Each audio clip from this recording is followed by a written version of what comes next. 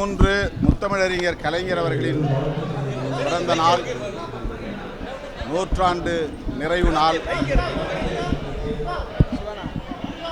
சமூக நீதிக்காகவும் சமத்துவத்திற்காகவும் தம் வாழ்நாள் முழுவதும் போராடிய ஒரு மகத்தான போராளியின் பிறந்த நாளில் சமத்துவத்தை காப்பதற்கு அனைத்து ஜனநாயக சக்திகளும் ஒருங்கிணைந்து களமாடுவோம் என்று இந்த நாளில் விடுதலை சிறுத்தைகள் கட்சி அறைகூவல் விடுக்கிறது. அவருக்கு எமது செம்மாந்த வீர வணக்கத்தை தெரிவித்துக் கொள்கிறோம். நாளை ஜூன் 4 தேர்தல் முடிவுகள் வெளியாக இருக்கின்றன. இந்தியா முழுவதும் வாக்கு எண்ணிக்கைகள் நடைபெறவுள்ள சூழலில் இந்தியா கூட்டணி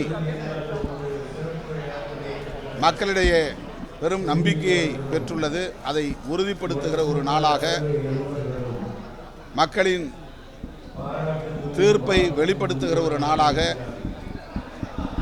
ஜனநாயகத்தை பாதுகாப்பதற்குரிய ஒரு நாளாக ஜூன் 4 அமைய இருக்கிறது. 10 ஆண்டு கால இருண்ட ஆட்சி விலகப் போகிறது.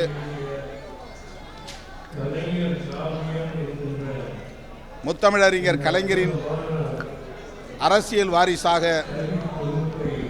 தமிழகத்தை ஆண்டு கொண்டிருக்கிற அண்ணன் தளபதி ஸ்டாலின் அவர்கள் எடுத்த முன்முயற்சியின் விளைவாக இந்தியா என்கிற கூட்டணி உருவானது. அந்த கூட்டணி புதுதில்லியிலே ஆட்சி அமைக்கும்.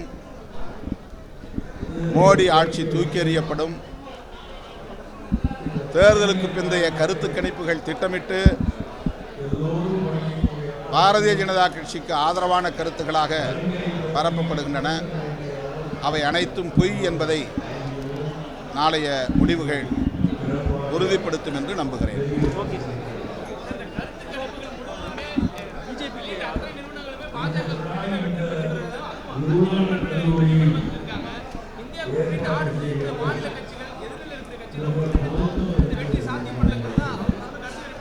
கருத்து கணிப்புகள் நிறைய குளறுபடிகள் இருக்கின்றன. அவர்கள் சொல்லியிருக்கிற கருத்துக்களும் ஒவ்வொரு மாநிலத்திலும் உள்ள நாடாளுமன்ற தொகுதிகளின் எண்ணிக்கைகளுமே முரண்படுகின்றன. அந்த டோட்டலே டேலி ஆகலை. அதிலிருந்தே அவர்கள் அவசர கதியில் அதை வெளியிட்டிருக்கிறார்கள். வேண்டுமென்றே பிஜேபிக்கு ஆதரவாக வெளியிட்டிருக்கிறார்கள். அவர்களின் விருப்பத்தை செய்தியாக்கியிருக்கிறார்கள் என்பது வெளிப்படுகிறது. அது இந்தியா கூட்டணியின் வெற்றியை எந்த வகையிலும் பாதிக்காது. ஏற்கனவே எழுதப்பட்ட தீர்ப்பு, அதாவது வாக்குப்பதிவு என்பது. எனவே இந்த தேர்தல் கருத்து கணிப்புகள் எந்த வகையிலும் அந்த தீர்ப்பை மாற்ற முடியாது. எத்தனை கூட்டணிகள் என்று தமிழ்நாடு முழுக்க 100க்கு 100 வெற்றி பெறுகிறோம். இந்தியா முழுக்க எத்தனை எண்ணிக்கை என்னால் கணித்து சொல்ல முடியாது. ஆனால் ஆட்சி அமைக்கக்கூடிய அளவுக்கு இந்தியா கூட்டணி மக்களிடத்தில் பெரும் வரவேற்பை பெற்றிருக்கிறது, ஆதரவை பெற்றிருக்கிறது. எங்க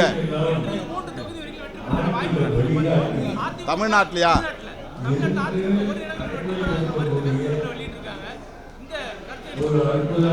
பாரதிய ஜனதா ஒரு இடத்தில் கூட தமிழ்நாட்டில் வெற்றி பெற வாய்ப்பே இல்லை. இது 100 விழுக்காடு உண்மை.